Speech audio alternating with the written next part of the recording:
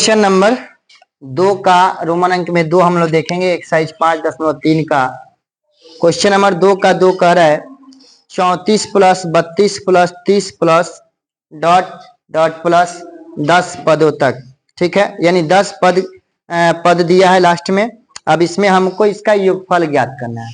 योगफल ज्ञात करने के लिए सबसे पहले हम इसमें क्या करते हैं, तो सबसे पहले हम प्रथम पद देखते हैं। तो सबसे पहले जो शुरू वाला अंक होता है वही प्रथम पद होता है। तो शुरू में इसमें 34 है, तो प्रथम पद यानी कि ए जो हो जाएगा 34 हो जाएगा। इसके बाद हम कॉमन डिफरेंट यानी डी निकालेंगे। तो डी बराबर सूत्र होता है A2 माइनस A1 होता है। तो A2 के मान पे हम चेक करते हैं 2 नंबर स्थान पे कौन सा अंक है। तो 2 नंबर के स्थान पे जो है ना 32 है, तो 32 लिखेंगे, माइनस है तो माइनस। A1 के मान पे 34 है तो 34 होगा। अब D बराबर 32 में से जब 34 जाएगा तो माइनस का सिंबल जो है ना अधिक है, इसलिए यहाँ घटेगा तो माइनस लग जाएगा, तो -2 हो गया। अब यहाँ पे D का मान हमको मिल गया, नहीं 4 बनकर मिल गया -2। An बराबर दिया हुआ हमको 10, An बराबर A plus N minus 1 into d होता है। याद कर लीजिए कि जब भी योग फलों की बात करता है तो सबसे पहले हम उसमें करते क्या है कि प्रथम पद निकालते हैं, सार बंतर निकालते हैं श्रेणी से, और सार बंतर प्रथम पद निकालने के बाद एन निकाल के एन से बढ़ के हम एन का मान निकालते हैं। यानी एन का सूत्र होता है एन बराबर a plus n minus 1 into d होता है। तो एन के मान तो दिया है, डॉट के बाद जो अंक दिया है लास्ट में अंतिम में वही क्या हो गया, एन का मान हुआ। तो एन के मान पे 10 है, तो 10 बराबर ए के मान पे हमारा 34 है तो 34 हो जाएगा, plus n minus 1 into d के मान पे -2 है तो -2 हो गया। अब ध्यान दीजिएगा थोड़ा सा, यहाँ पे 10 है तो 10 हो जाएगा। ये 34 जो है प्लस में है, इसको जब हम चेंज करेंगे तो ये माइनस में हो जाएगा। किस में आ जाएगा, ये माइनस में। तो 10 माइनस 34 इंटू जब -2 से n में जब हम गुना करेंगे तो -2n हो जाएगा। कितना हो जाएगा, -2n।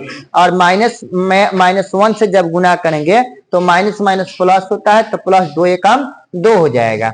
या -2n plus 2 is equal to -24। -2n बराबर -24, ये प्लस में है 2, इसको चेंज करेंगे तो माइनस में लेकर जाएंगे।